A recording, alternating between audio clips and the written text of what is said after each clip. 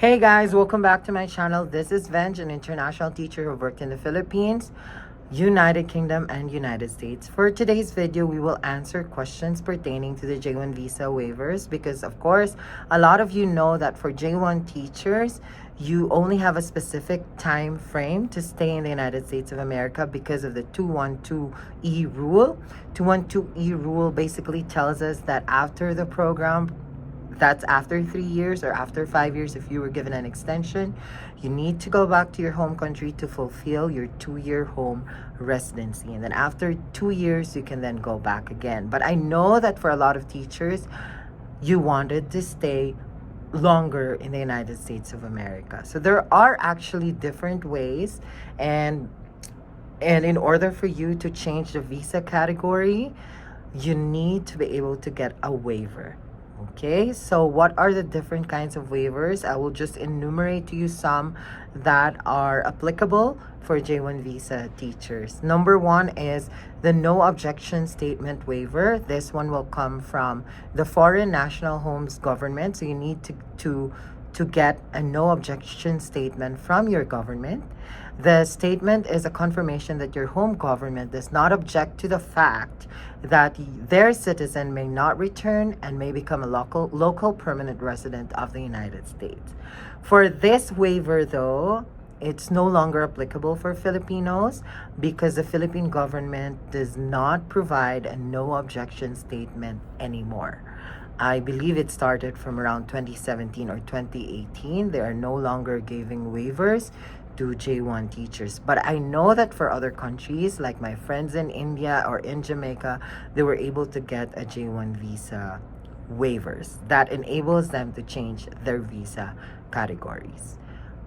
Second is interested federal agency waiver or interested federal government agency waiver. This if the J1 foreign national or teacher is working on a project that involves a federal government agency and the home residency requirement would create a detriment to that agency's interest, then the head of that agency or the federal agency may request a waiver on the foreign teacher's behalf. So these are for teachers who's actually doing research or STEM projects that are funded by the federal government or the federal agency. So the head of that federal agency can apply for the waiver on the teacher's behalf. And once approved, of course, the teacher need to change the visa categories, or the employer of that teacher should process, let's say, for example, an H-1B visa category in order for the teacher to stay longer in the United States of America. Next is persecution waiver. So persecution waiver, this is in the basis of race, religion, or political opinion may justify a persecution waiver of the home residency requirement. So for this one, what I know is this is applicable for teachers who had a same-sex marriage, especially if they are from a country that where same-sex marriage is illegal. So they can actually apply for a persecution waiver, and once approved, they can be able to change the visa categories. Then exceptional hardship waiver. This is applicable if the teacher, for example, needs to stay because he got married to a U.S. citizen and they encountered problems.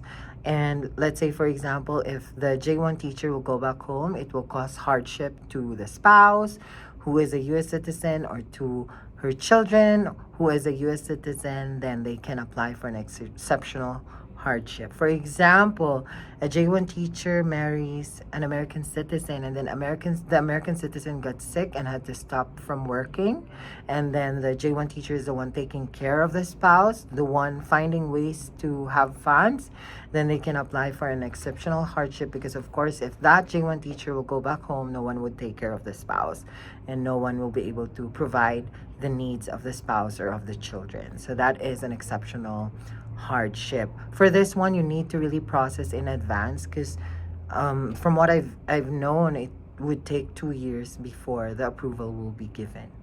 And then the last one that I know from a lot of teachers around Arizona, New Mexico, and in South Dakota, they're actually applying for an IGA waiver. This is for these are for teachers who are working in Native American schools that are covered by the Bureau of Indian Education.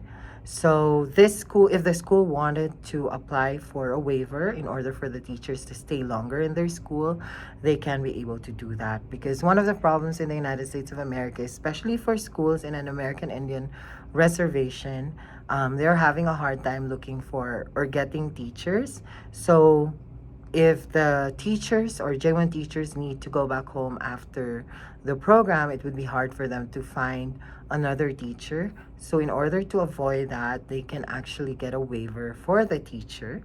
And then once the waiver is approved, they can then process a different visa category for the teacher. So those are the different waivers that a teacher can get. And I hope that I was able to answer your questions and I was able to give you guidance in this question. So you have a great day, everyone.